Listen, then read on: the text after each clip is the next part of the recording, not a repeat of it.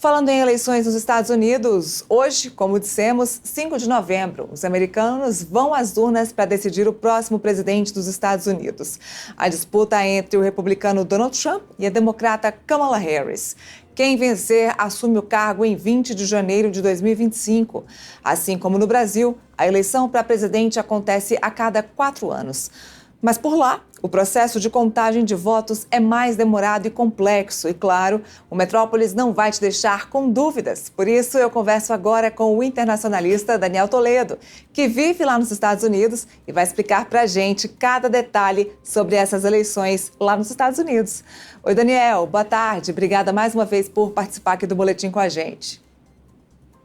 Boa tarde, Neila. É um prazer imenso estar aqui com vocês novamente. Bom, é interessante a gente esclarecer para quem está nos assistindo como é que funcionam as eleições aí nos Estados Unidos, porque aqui a gente tem as urnas eletrônicas, é um pouco mais fácil, tem horário definido, né? Em todo o Brasil, por exemplo, esse ano a gente teve um horário definido, de 8 da manhã até as 17 horas, todo o Brasil votava por meio de urnas eletrônicas. E por aí, como é que funciona as eleições, a votação dos Estados Unidos? Bom, a votação aqui, ela se divide em direta e indireta, né? Nós temos primeiro a questão do voto popular. O voto popular elege quem ganhou dentro daquele estado e dentro do estado nós temos os delegados, que cada estado tem um número diferente de delegados, dependendo do número de eleitores daquele estado. Muitas pessoas pensam que é o número de habitantes daquele estado, mas na verdade é o número de eleitores daquele estado. E esse número de delegados geralmente é quem elege indiretamente o presidente que vai governar nos próximos 4 anos.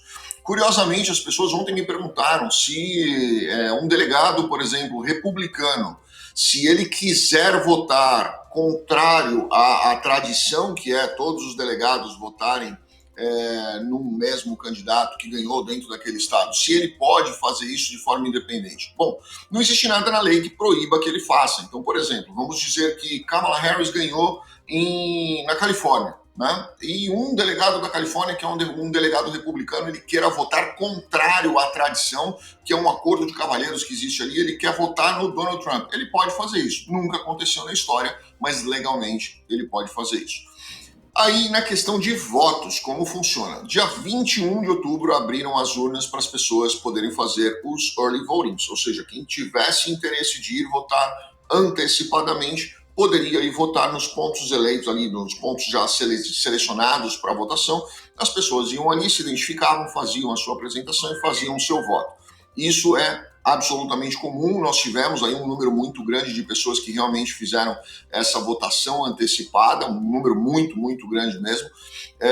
E também as pessoas poderiam fazer a solicitação dos ballots por correio. Elas receberiam esses ballots, esses formulários, né, de votação, onde elas preencheriam na casa delas e depois levariam até um ponto de entrega disso. Muita gente acha que é simplesmente jogar na caixa do correio e não é. Existem caixas específicas de votação que são colocadas em lugares específicos, às vezes até nos próprios correios, mas outras estão inclusive em pontos mais estratégicos, perto de alguns bairros onde tem um grande número de eleitores, e as pessoas colocariam seus ballots ali para serem computados posteriormente. Daniel, e depois disso, como é que funciona a apuração? Porque parece muito mais complexo do que a gente imagina, porque aqui no Brasil é mais fácil, a gente tem a urna eletrônica, tem esse resultado muitas vezes horas depois, até 1 hora depois da votação. Por aí, como é que funciona a questão da apuração?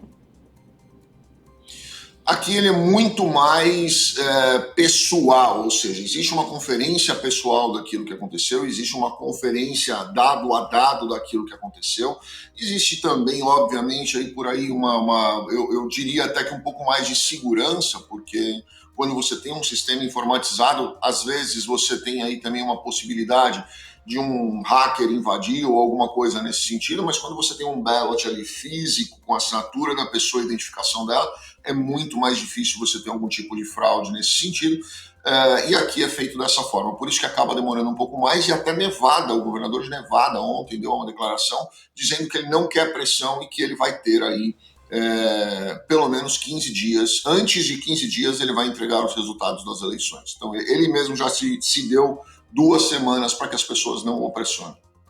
Saindo dessa questão de logística, da parte de processo, agora indo para a corrida eleitoral mesmo. Você estava me dizendo que aí a pressão está bem grande, inclusive para quem está participando aí das eleições.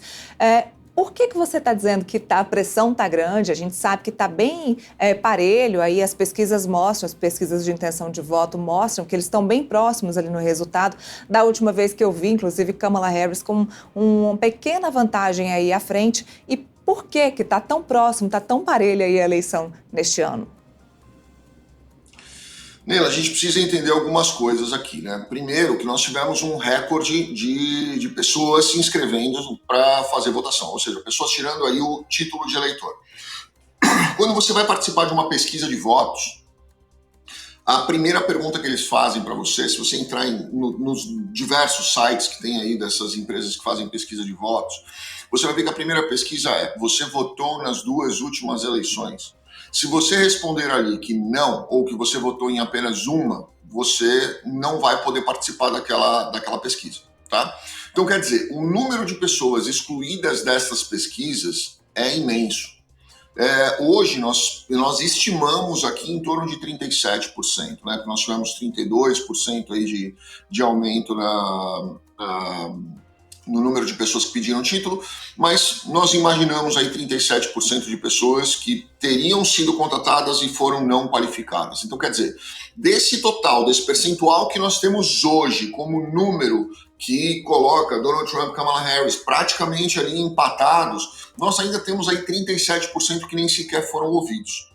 E esses 37%, a grande maioria dessas pessoas que pediram os títulos novos esse ano são pessoas jovens e mulheres. Então, quer dizer, nós temos aí talvez um grande eleitorado da Kamala Harris que pode não estar sendo computado, que é isso que o Partido Democrata tem alegado, né? Que as pesquisas não estão 100% nítidas e fiéis, porque elas não computaram esse público que possivelmente poderia estar ali obscuro através de uma não pesquisa como eles. Então, hoje, os números eles são realmente muito próximos, mas mesmo que eles sejam próximos, não importa muito, porque se a pessoa ganhar num estado e não ganhar em outro estado para poder somar os pontos e ser eleito pelo colégio eleitoral, vai acontecer o que aconteceu com Hillary Clinton e Donald Trump, né? Onde ela ganhou no voto popular, mas Donald Trump ganhou no colégio eleitoral.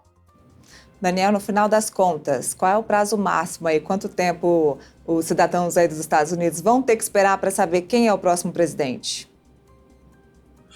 Eu espero que pouco, porque nós temos visto aí, inclusive hoje, o Attorney General da Pensilvânia deu uma declaração agora há pouquinho, sendo muito, muito rígido, dizendo que se ele pegasse algum tipo de manifestação agressiva, milícia ou qualquer tipo de pessoa tentando fazer qualquer tipo de agressão que pudesse eventualmente desequilibrar as eleições, eles teriam lá cadeias municipais e estaduais esperando por essa pessoa, né? Então, assim, nós já vemos alguns tipos de manifestação, nós já vemos alguns tipos de agressividade nas pessoas que já estão realmente cansadas desse assunto, e eu espero que o quanto antes. Mas estima-se que no máximo 5 dias nós tenhamos a definição total.